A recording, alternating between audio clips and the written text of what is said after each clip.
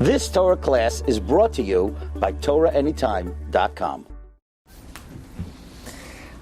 Okay, good morning, Rabbi Sai. Welcome everyone to the Koil Agra de Pirka here at Kluger Hills, New York. The second to last year before Rosh Hashanah. I think I'm on next week on Monday, Bezos Hashem. So we're going to speak a little bit about Malchios and an added dimension of the din of Rosh Hashanah, perhaps that we're not so aware of. In the bracha of Kedushas Hayom, we say, Elokeinu v'Elokei Avoseinu Melech HaKol Olam Kulo V'chvodecha V'nosei HaKol Haaretz B'karecha. Yeah, we say, Rebbeinu Shalom, rule over the whole world in your honor. Elevate yourself over the whole land in your glory. V'hoifa b'hadar go'inu zecha. Reveal yourself in the glory and the majesty of your might. Al kol yoshvei sevel artzecha.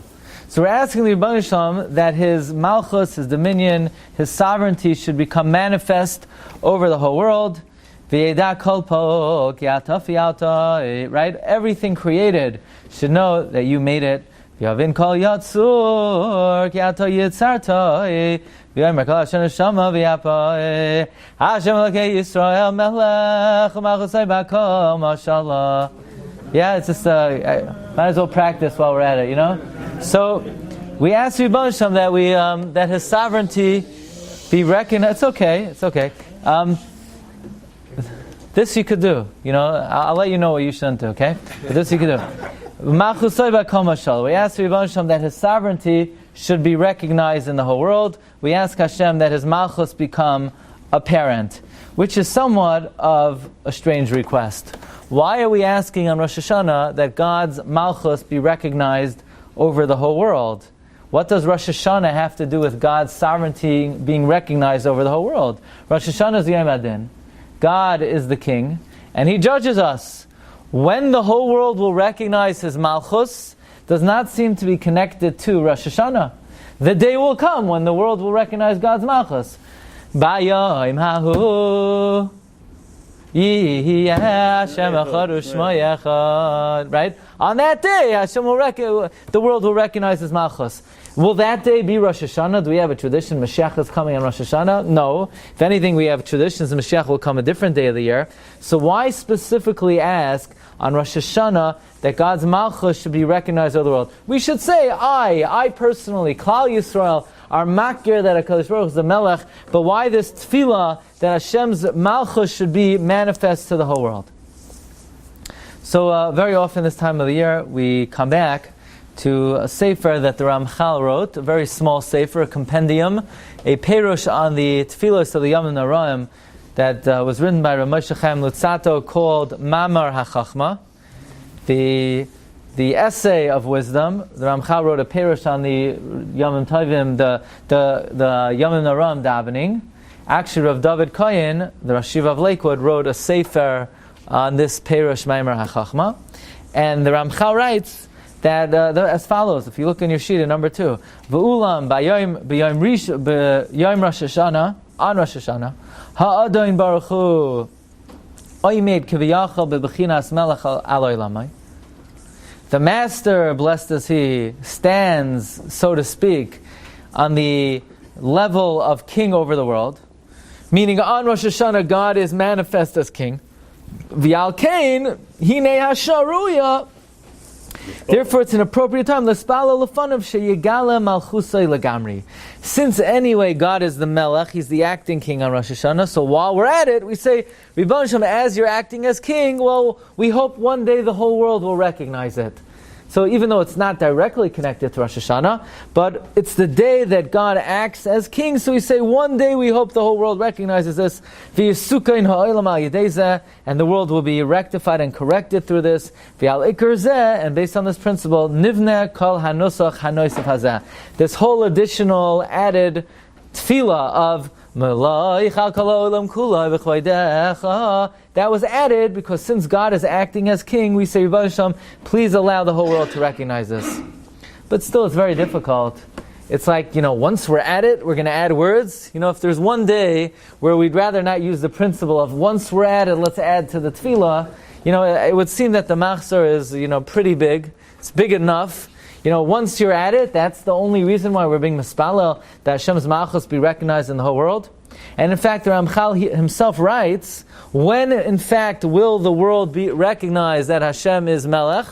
So Ramchal writes, if we look at number 3, V'zehu, v'chein tzadikim, yiru v'yismachu, v'yishaharim, ya'aloizu v'achasin, v'rina yagilo, v'oilasatik, v'atzviyah, v'ikr, when will this be? B'havir Amalek min ha'olam. When Amalek is removed from the world, that will be Kisavir Memshel Zadayin Min. How do all the Sfardim know this? Okay. So, what? I don't know. This is probably Nusach Ashkenaz. I can't answer for other Nusachs. Fine. But in any event, the Ramchal himself says this will only take place when Amalek is destroyed. So this ain't happening anyway on Rosh Hashanah. So why then are we davening that Ribbon Shalom's Malchus be manifest if it's not something that's connected to Rosh Hashanah or will transpire on Rosh Hashanah? Another interesting thing, there's a famous Torah. The Torah in Arachayim, Siman Taf Kuf Pei Aleph. We all know that the halachas of Slichos are in Siman Taf Kuf Pei Aleph. The way to remember that is very simple. Tough, it's a tough time of the year, and in order to stay off, you need to drink coffee, kafa. So, some people think, you remember it, you're buck, you have to make mnemonics. Taf Kuf Pei Aleph. By the way, anybody know what Siman Hilchas Shofar is in? Taf Kuf Pei Vav, says Rabbi Yaakov Emden. Gematria, Shofar. Hilchas Shofar is in Taf Kuf Pei Vav. And anybody know what Siman Hilchas Dagim are in? It's very well known. Siman Pei Gimel, Rashi Tevos, gefilte fish. Right? So, I heard that from Rabbi Yitzchak Yosef, the Rav Rashi in Eretz Yisrael. That's what he said. So when you learn, you have to make mnemonics. Anyway, he's a Sephardic, man. He used gefilte fish to help him remember. See, gefilte fish helps everybody. That's the bottom line. So the Torah writes, we know the minhag on Rosh Hashanah, based on the Medrash, is on Rosh Hashanah, we don our finest. We wear our best clothing, we're lavush, levanim, and we're mesatif levanim, and we take a haircut, and we cut our nails beforehand. And the Torah says, v'shoisin usmechem. We drink, and we rejoice. And the question is, min hagoy shalaylam, if a person got a letter in the mail, that chas v'shalom, they're going to be taken to a court case, and it wasn't a minor case, it was a capital case, and their life was on the line, they probably would not have the emotional wherewithal to don themselves in their best clothing and to groom themselves properly and to wear their finest. Who could have the focus? Who would even think? Who would even want to dress up and groom themselves and take care of themselves and present themselves in a way that showed that they were confident and happy when really they realized that their whole life is in jeopardy? But yes, says the Torah on Rosh Hashanah, we are mesatif b'levanim, u'megalchem zekanam, mechatchen siparneim, va'oichlin, we eat on Rosh Hashanah, v'shoisin, u'smeichin, lefi sheyoidin, because we know, shehakadosh baruch hu yasa lohem neis, that God will perform a miracle for us. Lefikach, noigin lesaper, u'lechabes, we do laundry, we clean ourselves on Erev Rosh Hashanah, and then the Torah says we give out shalach manas on Erev Rosh Hashanah. Fine, that's a discussion for another time. What? Ein somchen al nes. But here, the Torah says incredibly, we're confident, we're batuach, shakadosh baruch hu yasa lohem nes. So besides the question that, in general, you're not relying on a miracle, this seems to be antithetical to the entire fundamental idea of what Rosh Hashanah is about. Doesn't the Gemara say one of the things that is mechusa from an Adam is oimek hadin, the depth of judgment? We know that the way the system of judgment works is that Hashem looks at each person individually and He weighs their mitzvahs and their averos. Who could say confidently that they have more mitzvahs than averos? We say in slichos that the number of averos that we do are more numerous than the hairs on our head. Who could say, mi yoimar, who could say that we are meritorious in the eyes of Hashem? Even the heavenly angels are frightened. Even the angels melt in awe of Hashem's judgment. We say, right, there's a concept that Malach mechafezon, chil urado We know that they're beinanim tliyim va'imdim, but chas Hashem, somebody has more averos than mitzvahs, then nechtamim la'alter l'misa. Somebody, on the other hand, who has more mitzvahs than averos, gets chayim, beinanim tliyim va'imdim. How could the Torah write that we're happy, we're sameach on Rosh Hashanah, because we're confident that Hashem will make a miracle? I mean, that's almost apikarsos. Imagine a guy came into shul, everybody's crying by Nasana Taikif, and the guy, he's reading a comic book. He said, what's wrong with you, pal? He said, what do you mean? What are you getting all worked up about? I read the Torah. The Torah said, I'm confident that Hashem's going to make a miracle for me. You didn't learn the Torah? What are you getting all worked up about? Everybody put the talis ibra in cup and swaying back and forth. What are you doing? I mean, you don't know the Torah? You don't believe in the Torah? The Torah says, we're confident. I don't even have to come. Call it a day. We'll come, we'll sell some holiest and go home. So what's the Torah talking about? The whole Yom Hadin, Rosh Hashanah, Nasana Toikef, Emas Hadin. We don't say Hallel on Rosh Hashanah. Sifrei Chaim, Sifrei Mesim, Psuchim Lefanav. What is the Torah talking about? Very interesting Gemara in Sukkah, Lamed Zayin Amud Beis, going on to Lamed Chesam and Af. So what we'd like to do today is not only explain an added dimension of Rosh Hashanah, but explain the whole progression of the Yom Naram, Rosh Hashanah, Saras Yimei Tshuva, Yom Kippur, Sukkot, and what the transition is from one Yom Tov to the next, and what ultimately we're trying to achieve through the process of Yom Tov. Amar Rabbi Yossi bar Avin v'itema Rabbi Yossi bar Zvila Zoi soy meres Shiure mitzvah ma'akvenes hapuranos. From here we see the remnant of the mitzvah is ma'akev puranos. Why? Share Tnufa, waving the carbon, Shiare mitzvah he is the remnant of the mitzvah, and even so, va'itzares ruchais, it prevents bad winds, utzlayim ra'im, and bad dew. V'amar Rava v'chein belulav. The Yikr mitzvah of lulav is the natilas lulav. Once you took the lulav, you yotze the mitzvah. But nevertheless, shaking the lulav back and forth, right in front of you, to the right, back, to left, up and down, it prevents the bad winds, it prevents the bad dews. What do you mean? I already did the mitzvah. No, Shiurim mitzvah. The remnant, the tenufa, the nanuim are ma'akiv esapranias. Rav Acha bar Yaakov. Rav Acha bar Yaakov mamtile. Umaisile, he waved that lulav back and forth, back and forth. Amar, he said, Dain gira be'enei desidna. This lulav is an arrow in the eye of the Satan. Yeah? So Rabbi Yaakov took that lulav. Now, I know people, they have really sharp lulavs. And they give you a thing, you jump, so you could go to shul.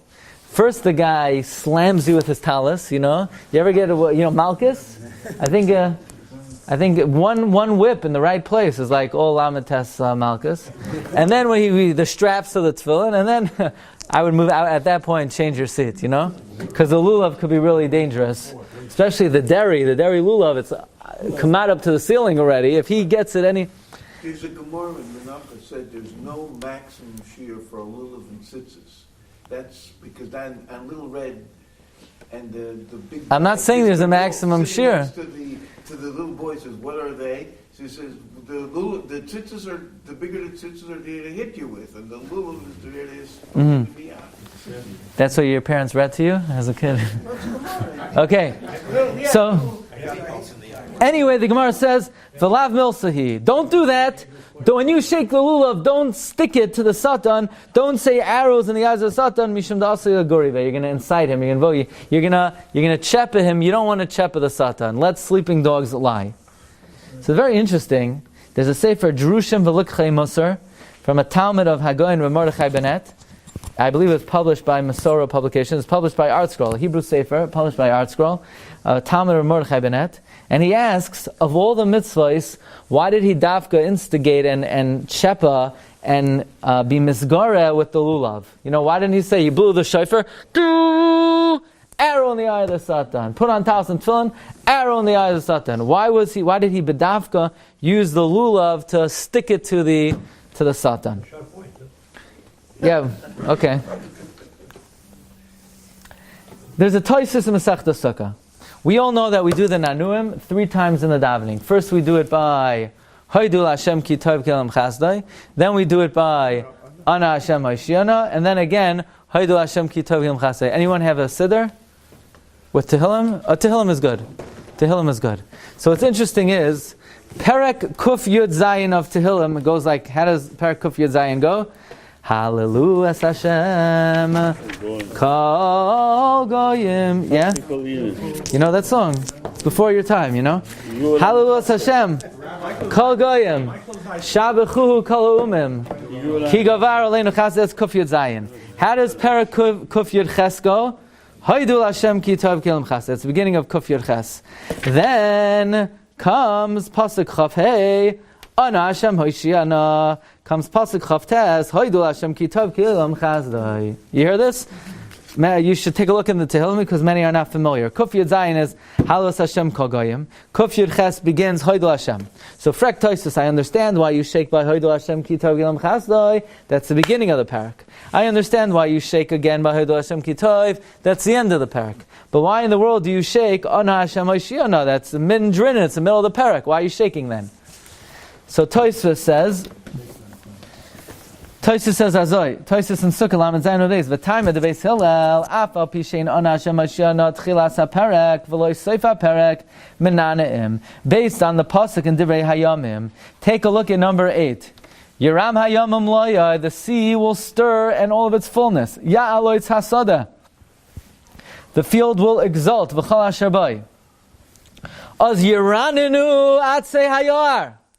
Then all the trees of the forest will sing, shake, shake, shake, shake. It's a reference to the Nanuim. When Mlifnei Hashem kivalish v'esaretz, because God has come to judge the world. Somehow it's saying the Nanuim is in response to Yom Adin. When is it? Az yiraninu atzei hayar. When do we shake the trees of the forest? Mlifnei Hashem kivalish v'esaretz. And when do we shake? Number 1, Hoidul Hashem ki tov ki olam chazai. Number 2, V'imru Hoishienu. When we say Hoishienu, when we say Ana Hashem Hoshiana, says Toisvus, the Shita of Beis Hillel, is Merumaz in the Psukim and Divrei Hayamim, because it says Az Yiranenu Atzei Hayar M'lifnei Hashem Kivalish V'eretz Haaretz. Right after that it says Hoidul Hashem ki tov ki olam chazdai. It says V'imru Hoishienu, meaning Yiranenu. When do we shake the lulav? By Hoidu and by Ana Hashem Hoshiana. Frak, the Talmud of Mordechai Benet, there's a hefsek though. Because if the remez to Nanuim is Az Yiranenu Atzei Hayar, then the trees of the forest will shake when? By Hoidu Hashem and by Ana Hashem. Then why does David HaMelech interject with Milufnei Hashem Kiva Lishbad Haaretz? What does it have to do with the Yom Adin? It's Az Yiranenu by Hoidul Hashem and by V'imru Hoshienu. Well, we come to a Netziv. The Netziv, in his commentary on Chumash Harchev Davar, the Netziv was the Rosh Yeshiva in Volozhin. He was the son-in-law of Rabbi Yitzchak of Volozhin. And Volozhin had a different derech than all the other yeshivas. In all the other yeshivas, there are different kinds of Magidei Shiur. Some Magidei Shiur, they give Shiur on Sugyas. So in other words, you're learning Ksubis, okay, we'll start with Shaktu, then we'll go to Chveis, we'll go to Mafis Mursa, we'll go to Psik Reishal Nichale, we'll go to Svek Sveika, we'll jump around to where the real points of Lamdas are. What about the Agadata on Heomid Beis, that why are the fingers pointed? Or what about it? You learn it on your own or something. Do it bein azmanim, do it by recess. But the job of the Rebbe is to find the points of Lamdos and to dig in over there. Other yeshivas, the Rebbe reads everything. In the mirror, the Rebbe reads everything. Rabbi Asher Arieli, Shlita, from beginning to end. But you focus on certain things, The Agadata you'll read quicker. The more Lamdosha things you'll stick your teeth into. And then there was Volozhin. In Volozhin, everything was a sugya. Every word, every line, every daf, every amud, everything was the same. But the Netziv took it to the next level. The Netziv wrote Perushim on Sifra, Sifri, Mechilta, Mamish Kala Terakula, even to the point where he gave Shiur and Chumash every morning in the yeshiva. What yeshiva do you know today? Where they give Chumash Shiur every day, right? That was the Netziv. And the Harchev Dover is from the The Hachiv Davar is from the Shiurim that the Netziv gave on Chumash daily. Anyway, Rabbi Isai, the Netziv reveals to us that really there are two judgments that are taking place on Rosh Hashanah, and the shofar has two dimensions to it. And the Netziv teaches us that every year on Rosh Hashanah, it's war! There's a war taking place. So what are you talking about? What's the war that's going on? So first the Netziv says on the second line, Parshas Emor, Echad, he says, Yesh ladas detrei dine nidainim Rosh Hashanah. There are two judgments on Rosh Hashanah. Echad, number one, kol echad ve'echad, bifnei atzmai, every individual on his own, al chayim, for his life, uparnasa, and for his livelihood, k'dechsiv, ki chayk li Yisrael hu. V'chayk hu mizayni. Chayk is food. V'chasher yevuar oid b'mikra, like we're going to see in the Psukim. And the truth is, not only are Jews judged on Rosh Hashanah, Gentiles are also judged on Rosh Hashanah, and Hashem looks at every person individually, and He looks at their maisim and their mitzvahs and averos, and weighs them and determines a person's health, livelihood, nachas, and so on and so forth. Every detail of one's personal life is decided on Rosh Hashanah. But then the Netziv opens up the heavens for us, and he says something incredible. Beis, on the fourth line in number 10. Debiyamim elu yesh malchemes sarei umais ha'olam im klal Yisrael. The angels of the world begin to fight with the Jewish people. Like I explained in Parshas Achrei Mos. V'hakadosh Baruch Hu ba'lishgon kavod b'Yisrael. And HaKadosh Baruch Hu is coming to dwell His Shechina on Klal Yisrael. And we proclaim God as the King, and by doing so, and by us doing so, we are victorious over the Koyach Hadin on the Klal. And the shofar also has two dinim. Number one is, it's a wake-up call. Wake up! Wake up from the morose of life. Wake up from the narcotic of complacency. Shake yourself off and get with the program. Life is serious. Every tefillah is serious. Every interaction is serious. It's a wake-up call. Uru yishenim yishinaschem.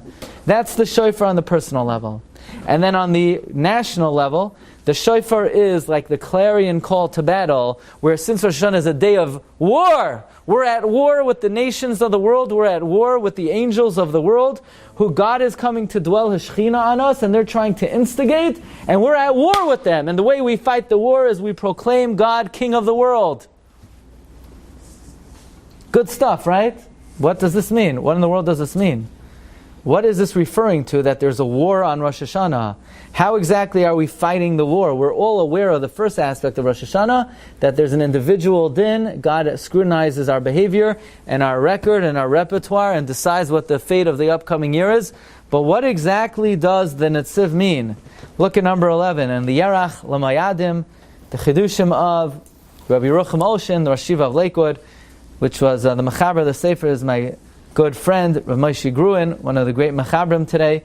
And the question is, what exactly does the Netziv refer to, that there's this war against the ministering angels of the world, and Hashem is coming to be Shoichin His Shechina among us? What is this referring to? What does the Netziv mean? I think we're all familiar, in some way, that there's a Medrash in Tehillim, Medrash in Vayikra, and the Pasuk in Tehillim, Ni'imois bimincha netzach. You know, on Hoshana Rabbah, we say like this, 3 words in between one set of Hoshanas and the next. Ni'imois bimincha netzach, right? So the Medrash says, it's a mashal, to 2 people who enter to a dayan. And we don't know who is going to be victorious, who will prevail. Elaman dinasa bayin bidei ananyadin du nitzchaya. The one who waves the flag, he won the case. Kach Yisrael v'umay ha'olam. Likewise, the Jewish people and the nations of the world. Bayin u'mekachugin l'nei Rosh Hashanah, come and instigate and prosecute before God Rosh Hashanah. And we don't know who wins. But when Klal Yisrael exits on Rosh Hashanah with their lulav in their hand and the esrog in their hand, we know that we won. That's what it means. Take that lulav to demonstrate we won. And the question is, what in the world is this talking about? What did we win? There's a competition over here. who won between the nations of the world and the Jewish people, what there's like besides everybody being judged on their own personal health and welfare and parnasa, there's like a gold medal competition between the Jewish people and the nations of the world. What, there's like a bobsledding race on Rosh Hashanah, that besides our individual judgment, we're racing the Ummah Yisrael, who's going to win? And then we lift up the lulav and esrog, we won, what did we win? There's no competition. Every man stands by themselves. What's the new year going to look like? How much money are you going to make? What's every detail of the year? There's no competition. No one's competing against anybody. And yet from the Medrash, and the Netziv is clearly saying there's some kind of war taking place between the nations and the world of Klal Yisrael. Who's going to win something, which it's unclear what it is. And that's a major aspect of the judgment on Rosh Hashanah. And then on Sukkot we raise our hands in victory formation. We won, like we're holding up the Lombardi Trophy, the Stanley Cup, Lahavdil Elf Avdos. I don't know what those things are. Somebody once told me about them. And right, and what exactly is the competition over here? What does the Netziv mean? He told me about it. No. What's the competition? What? And there's no silver medal. There's no bronze. It's either gold or bust. The lulav and the esrog. What's going on over here? So we have to learn about a very fundamental idea in world history. And this is an idea that Hagoyin Rav Shlomo Kluger brings to the forefront in understanding what takes place on Rosh Hashanah. And it's a very, very basic concept.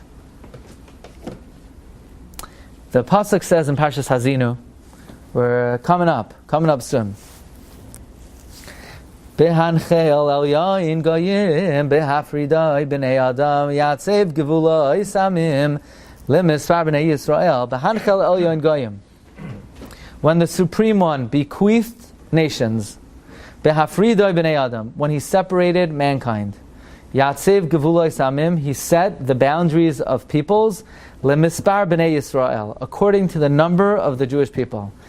Ki chelek Hashem, for the portion of God, the lottery of God, Amoy, are His people. Yaakov, Jacob, Chevel Nachalasai, the chain, the rope of his inheritance. Says Pirkei Rabbi Lezer, says Targum Yonas ben Uziel, Adavar Oyoim v'Noira, in the explanation of this pasuk. At a certain point in world history, in the times of Migdal Bavel, God looked down on the world and He said, you know what? I don't like this concept of mankind. What is this business of mankind? We need to make individual nations. We need to break up the nations of the world. We're going to create 70 nations. So the angel said, 70 nations, where do you get the number 70? So Hashem says, well, there are going to be 70 Jews who go down to Egypt. We're going to make 70 nations. Behafridai b'nei Adam. I'm going to separate mankind. Yatsev gevulei samim. I'm going to establish the boundaries of people. How many? Lemispar b'nei Yisrael. Based on the number of the Jewish people, which is 70. So God gathered together all the ministering angels, and God said, okay, now we're going to make, it's called rotisserie nations, okay? Everybody's going to get a draft pick. We're going to have draft picks now, okay? We're going to, you Malach, you're going to pick someone, this Malach's going to get someone, I'm going to take a big hat, so the Rebbeinu Shalom, Kaviyachal cast the lottery. That's what the Medrash says. Targum Yonas ben Uziel, Pirkei Rabbi Lezer. He put 70 names in the big lottery, and he shook it up, and he went to the angel, and the angel picked out, North Korea, okay, Gavaldik. And then the next ration said, okay, Russia. And then the next ration said, Chves, Madagascar. Fine. And then the Ribbon Shalom went. And the Ribbon Shalom said, wow, Yaakov, Klal Yisrael. Says the Pirkei Rabbi Lezer, when the Ribbon Shalom divided the nations of the world based on the Targum Yonas ben Uziel says, Minyan, Shivun, Nafshasa, D'Yisrael, D'Nechasel, Mitzrayim, the 70 souls that came down to Mitzrayim. The Ribbon Shalom then look in Pirkei Rabbi Lezer on the 5th line, Minayin shehipil goyralois, shenemar bahanchel el yon goyim, v'nafal goyralois shel HaKadosh Baruch Hu al Avraham v'Zaroi, shenemar ki chelek Hashem amoy. God, with the number 1 draft pick, has selected Klal Yisrael. It fell on his go. Ladder, he picked it out, meaning... He picked it up, which means we are the chosen people. What? We know that we are the chosen people, that Hashem chose us. Right. And he didn't get it in the lottery. No, but he chose the zettel, but he didn't know what was on the zettel. That's exactly. Even though, what does that mean, right? That's what it seems. How to understand? That's what it seems, right? Now we're just reading the words. So Hashem says, now the question is, you ever see, sometimes somebody is selected, you ever see? And he's like frowning, he's sad, he wanted to be on a different team, he sort of forces, the Rebbeinu Shem says, oh, my gosh, chevel v'goyrol zeh shenaf alai rotzitza nafshi. This is the portion I wanted it. Shenemar chavolim nafluli banimim. My share is a pleasant share. And then the Targum Yonasan ben Uzziel adds, Michael opened up his mouth and he said, Ribbanu Shalom, good picking, good job. Gabriel opened his mouth and said, Gavaldig Ashir, you got a good draft pick, Ribbanu Shalom. And then the Umay Sa'olam, the Sari Umay Sa'olam, God came along, he mixed up the languages of the 70 nations of the world, everyone got their nation, and Klal Yisrael became the Chevel and the portion of HaKadosh Baruch Hu. Well, comes Reb Shlomo Kluger, and he says something incredible. He says, the truth is on Rosh Hashanah, like the Netziv says, there are two things that are taking place. Number one, God judges every individual. And the truth is, nobody knows what the outcome of the din is going to be. Rav Shlomo Hyman writes, we know that Rosh Hashanah is called Bakesa Liyom Chagenu. It's a day which is hidden. What's hidden about Rosh Hashanah? Literally, it's a day that the moon is hidden. We don't see the moon, right? It's still Rosh Chodesh. But Rosh Hashanah would say, you know what's hidden? Every Rosh Hashanah, Rebbeinu Shalom throws every year a box. And what's inside that box is dynamite. But we don't know what's inside the box. We don't know if it's good dynamite or bad dynamite. We don't know exactly what the outcome of the year is going to be. There's a major gift being given to somebody, but we don't know if it's a good gift or chas v'shalom the opposite. It's bakesa, it's hidden. Nobody knows what the new year brings until we experience it. So therefore, that's the first aspect of the din of Rosh Hashanah, the personal judgment on every individual. But then says Rav Shlomo Hyman, and regarding the first din, regarding a person's personal din, there can be no confidence, there can be no assurance. Nobody could say, oh, I know I'm going to have a good year because I'm just a really swell guy. My davening, I come an hour before davening and I daven every single word with perfect kavanah. My mind never wanders. Every bracha that I say is with perfect kavanah. I always speak nicely, gently, and calmly to everyone, respecting everyone. I'm just a tzaddik yesod olam. There is nobody in this world who could be confident of what their individual judgment will be on Rosh Hashanah. No, but mi yoimer zachisi. Ein tzaddik ba'aretz asher ya'aseh tov. Regarding the first din, there is no confidence, there's no assurance, and the truth is on Rosh Hashanah we need to shake and sit there and be frightened from Eimas Hadin, without exception. What does the Torah mean? So what does the Torah mean? That we dress in our finest on Rosh Hashanah, and we're confident Hashem's going to make a miracle? Says Rav Shlomo Kluger, there's another din on Rosh Hashanah.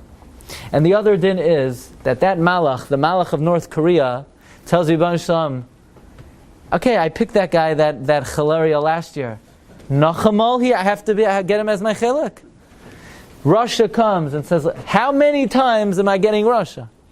All the Sarei Umay Sa'olam said, why don't you give us a shot at Klal Yisrael?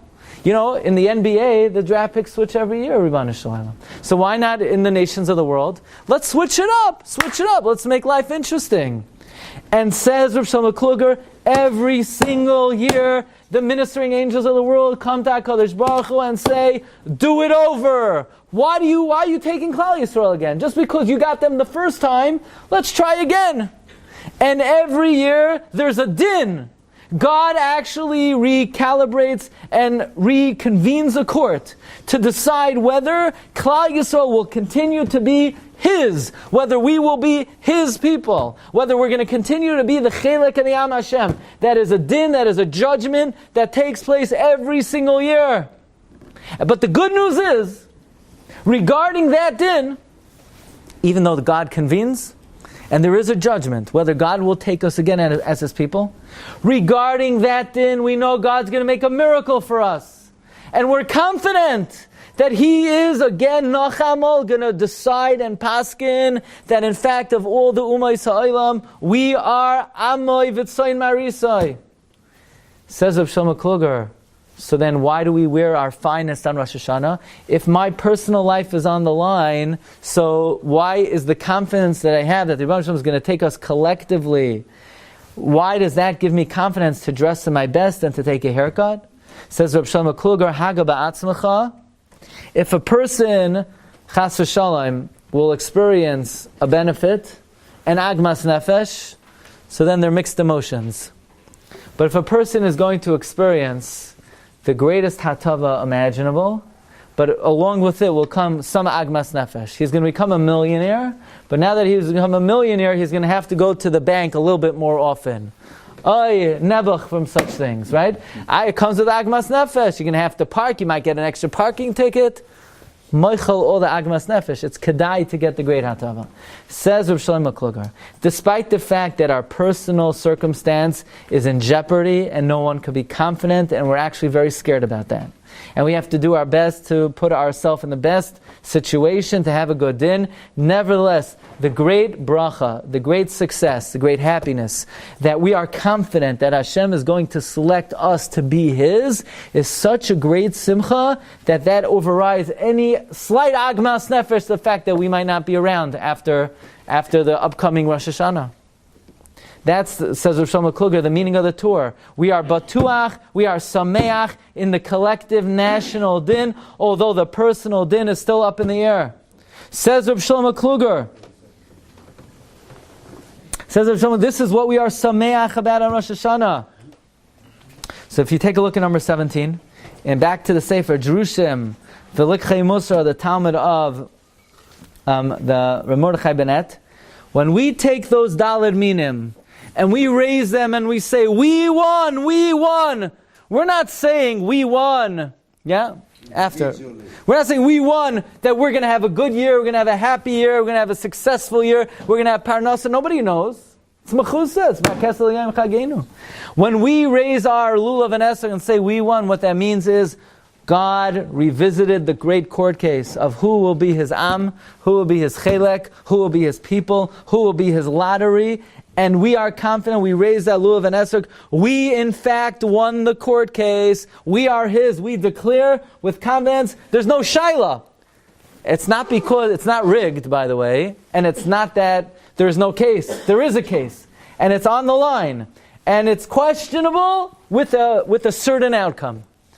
And this is the meaning of the shaking of the lulav and the esrog. When we say we beat the Umayis Ha'olam, what did we beat them in? That we are again eligible for the greatest bracha in the world, to be considered the Am Hashem. Now, by the way, going back to Tosfos and Sukkah, on Daf Lamed Zayin Amud Beis, number 7, Tosfos is saying that where do we learn out the Nanuim from? We learn it out from the Psukim and Divrei Hayomim. Oz Yiranenu Atzei Hayar. When do we shake the Nanuim? When will the trees of the forest shake? When Milafnei Hashem Kibo Lishpodes Haaretz. When God comes to judge the world. What's the judgment? Who will be the Am Hashem? Who will be the Chelek Hashem? Then we pick up the lulav and esrog and we declare that we in fact, we won that din, we won that court case, and we shake again, Ana Hashem Hoshiana, when we ask Hashem, save us from that verdict that we're afraid of, but we're still confident that the Rebbe Shalom will pull us through such a circumstance. By the way, the Netziv himself writes, in number 18, in the Hamek Davar, in Achrei Mois, that Rosh Hashanah is a Yom Milchama LiYisrael. And he says, "V'zeh baror she'ein milchamton shel sorei umayis ha'olam im kol yachid mi Yisrael." None of the ministering angels have any beef, have any challenge, have any instigation against any individual. What does the officer upstairs of Paras have to do with an individual yid? But rather the milchama of the ministering angels of the world are against the Jewish people as a whole. They are vying to have an opportunity to be called the Chelek Hashem and the Am Hashem. Perhaps this is why, you ever wonder, on Yom Kippur, one of the popular tefillos apparently this is a tefillah that resonates with a lot of people. We say, Elokeinu v'Elokei Avoseinu, slach lanu, mechal lanu, kaper lanu, ki anu amecha v'yachtoreinu,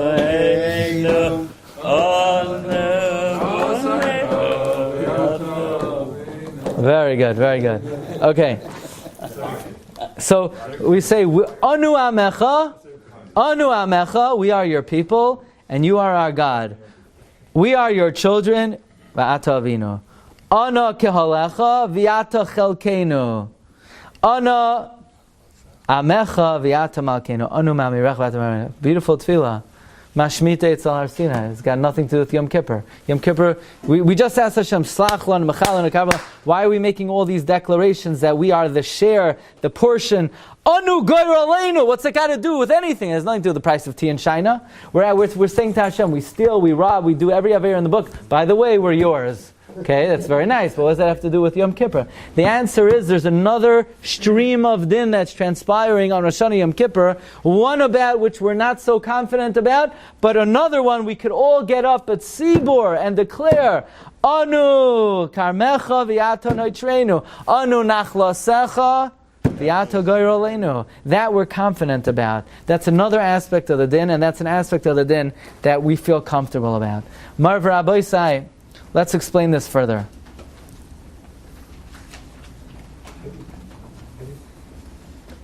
Let's explain. The Ramban writes, what does this mean exactly? That when we say, Ki chelek Hashem amoy, Yaakov chevel nachal asay. What does that mean, we are the chelek of Hashem? What do we take out of that? What does that mean to us? How do we understand that? We're God's lottery, we're His portion. What in fact does that mean?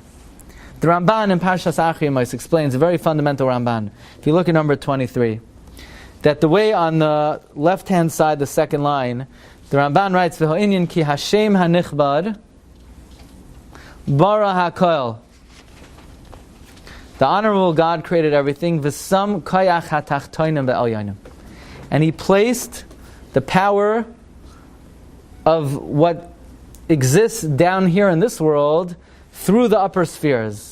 V'nosan al kol am va'am ba'artsoisam l'goyehem koichav umazal yodua. Every nation in their land has a certain star, constellation, through which this star and constellation is the intermediary between God on high and the nation of the world.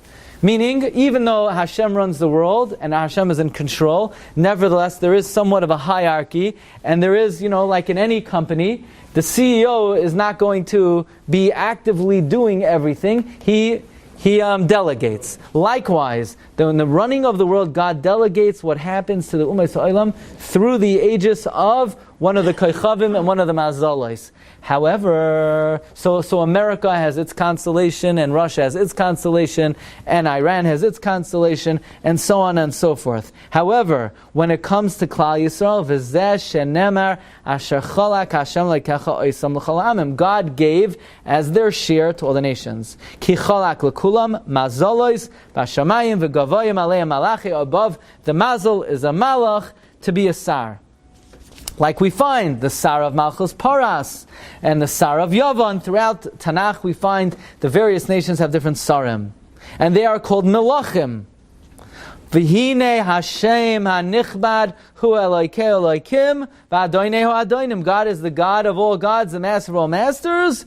But Eretz Yisrael is the Nachla of Hashem. There's no Malachim, there are no Sarim. And Klal Yisrael, Zera Oyavav, who are v'yisem li segula mikol ha'amim. When we say in the Torah v'yisem li segula, or we say v'yisem li la'am, what does it mean? You'll be my people. That means I will not deal with you with an intermediary. There's no go-between. There's no shadchin. There's no middleman. God and the Jewish people. All the other nations of the world have constellation malach, and with Klal Yisrael it's vayavar malkom lefneim v'Hashem berosham. That's what it means. We are the chelek of HaKadosh Baruch Hu. Marv Rabbi Sai, this could give us a very profound understanding of the mitzvah of Suka as well. There's an interesting discussion in the Poskim, We're going to discuss it more al pi machshava because it's not mamish lahalacha. And the question is one allowed to have a Gentile at their Shabbos table? Yeah? There's no isser. No isser to have a Gentile at the Shabbos table. What if a Gentile wants to come into the shul and hear the shofar? No problem. You want to hear the shofar? Listen to the shofar. What if a Gentile wants to put on tzitzis? I don't know. You know, you own a Sfarim store. Gentile wants to buy tzitzis. You allowed to sell it to him? I'm not aware that there's any isser to sell to him. No, there's no isser. Also, check and credit card is accepted. Yeah. But comes the Mitzvah of Suka. Comes the Rivavai Ephraim. He says he saw in the Sefer Medrash Pinchas a Gentile may not enter the Sukkah. In fact, the Shachal HaTorah says, look at number 25, V'layachnis l'soicha oivdei gilulim shehasukkah hi tzila d'meheimenusa. The Sukkah is the shade of God, and a Gentile, a oivdei gilulim, an akum, has no meheimenusa, and it chases away the kedusha, and the 7 tzaddikim in the Sukkah are makalel, and it's not good. Especially a kusi. And many people think that when they sit in the sukkah, they're sitting in the shade of the sukkah. The truth is, they're not in the shade of the sukkah. In other words, you need to make sure that whoever's coming into the sukkah is worthy to be there. It's kol ha'ezrach b'Yisrael yeshvu bas sukkahs. Okay, this is the... My neighbor is going to come in, wants to come and check out the sukkah to see its sukkah. To come in, can he come in? Before sukkahs, on sukkahs? He's saying that, that's what he says. It says an oral, female can come in, no? So you can oral the sukkah. The female's not an oral. Yeah. Anyway, be it as it may, the Shachal HaTorah writes, one should not let in an Ovdei Gilulim into the Sukkah. The Rivai Ephraim even paskins this way. One should not allow an Akum to come into the Sukkah. Let's explain it in the following way. Marav Rabbi say, it's not brought in the Shulchan Aruch, it's not brought in the Mishnah Berurah. I'm showing you in the Shalos HaTshuvos, there's such a psak. If it's Nageh Lamai, somebody has an aid, I'm not saying, it's brought. Let's try to explain this al pi machshava. What is this inyan? And perhaps understand the inyan of Sukkah in general. Marv Rabbi say,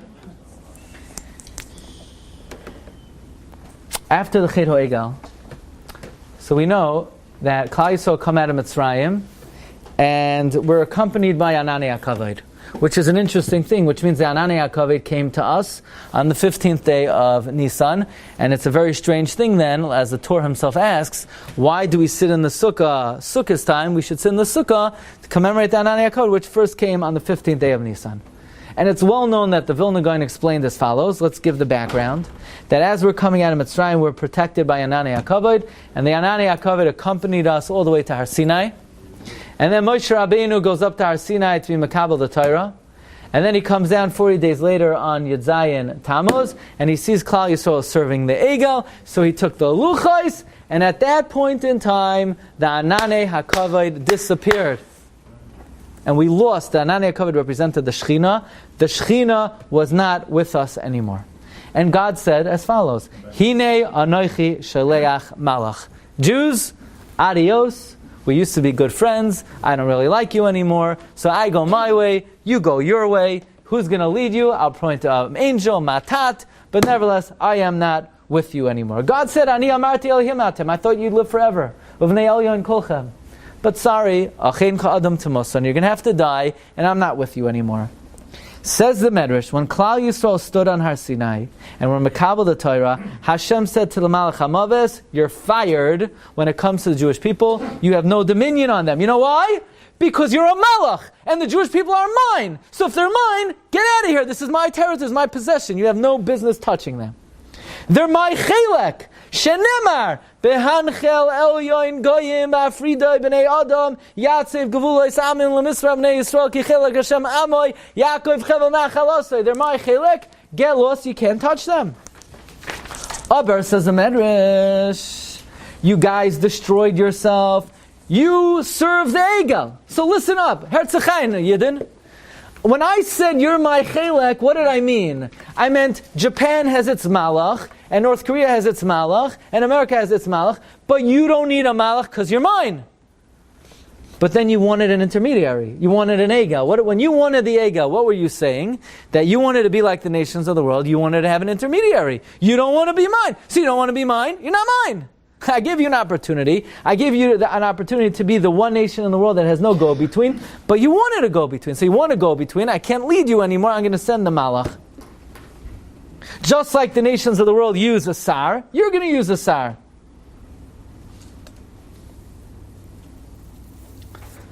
So the problem is that's rather depressing. So that means whatever we gained at Kabbalah Satar, we lost. And the question is, did we lose it forever? And the answer is, God wanted to destroy us, so Moshe Rabbeinu davened. And Moshe Rabbeinu said, okay, great, we're not going to be punished anymore. So Rebbe Shalom, so let's rendezvous again. Rebbe Shalom says, no, I'm not really interested. So what? Rebbe Shalom going to punish us? No, I'm not going to touch you. So we're going to have a bad life? You're going to have a wonderful life. So nu, where's that Ananei HaKavod? What do you mean, where's Ananei HaKavod? So Moshe Rabbeinu goes up to Har Sinai for another 40 days, comes down Rosh Chodesh Elul, and on Yom Kippur he hears the magic words, Salachti Kivarecha. So Moshe Rabbeinu figures, look, we're atoned, the Avera is gone, so God's going to come back. The Ananei HaKavod are going to come back. We don't need a Malach, we don't need an Egel. God said, what are you talking about? Moshe said, I don't understand. Either you forgive us or you don't. If you forgive us, where's the Ananei HaKavod? So Rebbe Shalom says, you're missing something. You have two friends. They used to be best friends. They used to hang out together. They used to go out for lunch every day. And Reuven insults Shimon. So Shimon's not talking to him. Reuven comes and says, Shimon, ich bet mechila, please be meichel me. So Shimon says, machalach. So then Reuven calls him out, let's go out for pizza. Shimon says, I'm not interested. He says, you're not meichel me? I'm meichel you 1,000%. I just don't like you anymore. Why would I want to go out for pizza with you? I'm not meichel. I don't bear a grudge against you. I don't want to have your company. I don't really enjoy being together with you anymore. If you said that to me, I'm meichel you, I'm a chaper you, slach, slicha, mechila, kapara, whatever you name it. Your neshama is clean. So God said to the Jewish people, no problem. I'm not going to bear a grudge against you. I'm not going to punish you for the egel. But you lost the Ananei HaKavod. We're not rendezvousing together anymore. So Moshe Rabbeinu says, that's not enough. We're not satisfied. If you don't, if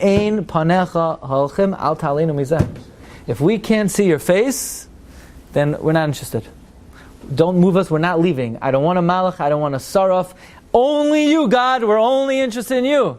Rabbeinu Yonah writes that for tzaddikim, it's not enough to be atoned and forgiven. They want to reacquire the love of Hashem. Chadesh yameinu kikedem. We're not just saying, Rebbe Shalom, forgive me, and then you don't have tainus on me anymore. We want that relationship to be renewed as if nothing ever happened. So Hashem says, listen to the Gra. The Gra says that on Yom Kippur, Moshe came down, and Rebbe Shalom said the magical words, Salachti Kidvarecha. Then what happened? Hashem gave them the command on the 11th to build the Mishkan. And on the 12th and the 13th, they brought Nedavais, Ba-boiker, says the Gra, it's in number 28, quoting the Abba Yitzhak Shuni. And then on the 14th day, Moshe, it says, Vayikaleha Amei Havi. And on the 15th day, the Ananei HaKavod came back onto the Mishkan. Says the Vilna Gaon, when we sit in the Sukkah, we're not celebrating a miracle of Ananei HaKavod. Jewish people never celebrate miracles. We celebrate the fact that even after we sinned, not only did God forgive and atone us, but He renewed His relationship and love with us as if we never did the Avera in the first place, as signified by the return of the Ananei HaKavod on Sukkot. But who davened to be zoiche to get the Ananei HaKavod back? Moshe Rabbeinu. Moshe Rabbeinu davened that v'niflinu ani v'amcha. We want to be distinguished. We want to be able to see that we're different than the nations of the world. We don't want to have a malach like Iran. We don't want to have a malach like Syria. We don't have a malach like North Korea. We want you. V'niflinu ani v'amcha. So God gave it to us. The Ananei HaKavod came back. But Moshe Rabbeinu said, I'm still not satisfied. Look at number 27. V'amar Rabbi Yochanan mishum Rabbi Yossi shloisha dvarim bikesh Moshe l'mnei HaKadosh Baruch Hu v'nasan loi bikesh etishra shchina al Yisrael v'nasan loi shenemar haloi belechtecha imanu. Mikei shaloi tishra shchina al oivdei koichavim v'nasan loi shenemar v'niflinu. Not just show us that the Shekhinah is with us. Don't put the Shekhinah on the Umas Olam. I know we don't have an angel, but I don't want North Korea to have an angel. Meaning, I want them to have an angel. I don't want you to be on them. So Moshe Rabbeinu daven twofold. Number one, Rebbeinu Shalom, return to us. And number two, do not go to any other nation. So meaning, when we sit in the sukkah, what are we commemorating? We're commemorating the fact that after we lost the love of Hashem, even though God forgave us, we actually reached the madrig of tshuva that God restored His love to us, and He did not offer it to any of the nations of the world. It would be completely antithetical to the whole concept of a sukkah to have an oivdei koichavim in the sukkah. I'm not saying it's usher, I'm not saying the Mishnah Berurah says. It's the idea. The idea of it is that the purpose of sukkah is to recognize that we are still the Chelek Hashem. After the Chet HaEgel, God says, you are not my Chelek anymore. You hear this? After the Chet HaEgel, God says, you lost it. The lottery is lost. You're not my draft pick. I'm Moichel the draft pick.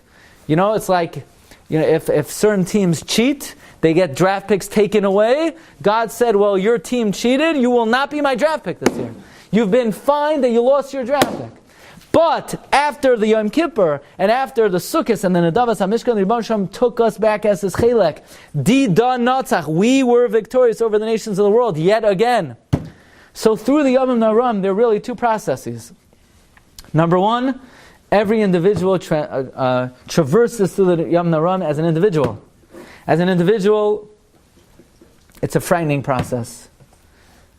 Who could really say that they are righteous and innocent and a tzaddik b'einei Hashem? And that's why we all try our hardest to do tshuva and to improve our portfolio, to have a good din, Rosh Hashanah, Yom Kippur. But there's another process entirely, and that is there's a court case and a din on the entirety of Klal Yisrael. Will the Jewish people be again the Chelek Hashem, which Rav Shlomo Kluger writes is a din that takes place every Rosh Hashanah. And as we added from the Medrash, the concept that Klal Yisrael are the Chelek Hashem is something we in fact lost on Shavas B'Tammuz, and we try to regain. And we want to regain it, and we don't want any of the Umas Olam to gain this blessing as well. And this is what we're accomplishing by shaking the lulav. So perhaps we could suggest, and it could be this is what the Talmud of Rav Mordechai Benet means, why did Rav Acha bar Yaakov specifically instigate the Satan with the lulav? And, arrow in your eye, arrow in your eye. Why couldn't he instigate the Satan with any other mitzvah? Many mitzvahs he can instigate the Satan. And perhaps that is because all the other mitzvahs in the Torah are personal mitzvahs, and they signify that I am an Eved Hashem. But that doesn't scare the Satan. Satan says, you're an Eved Hashem?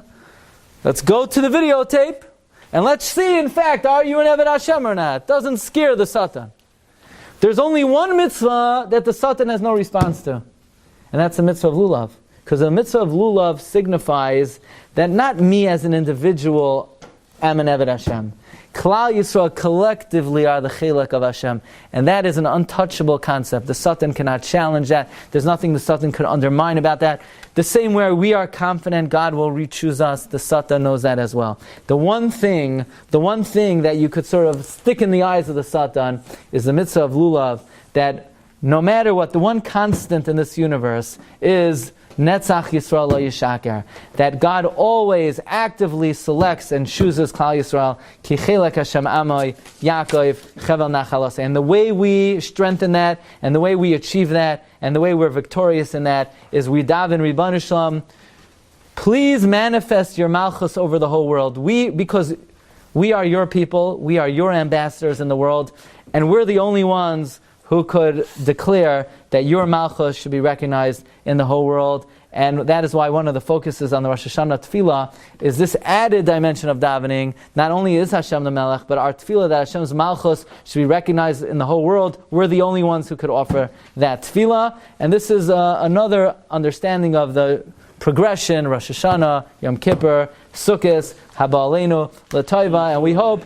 just like regarding the din of the Chelek Hashem, we hope regarding our personal din, Rebbe Shem should also be mashpi on all of us. A year of bracha v'hatzlacha. Abi Asgal Tzedek. You've just experienced another Torah class brought to you by TorahAnytime.com.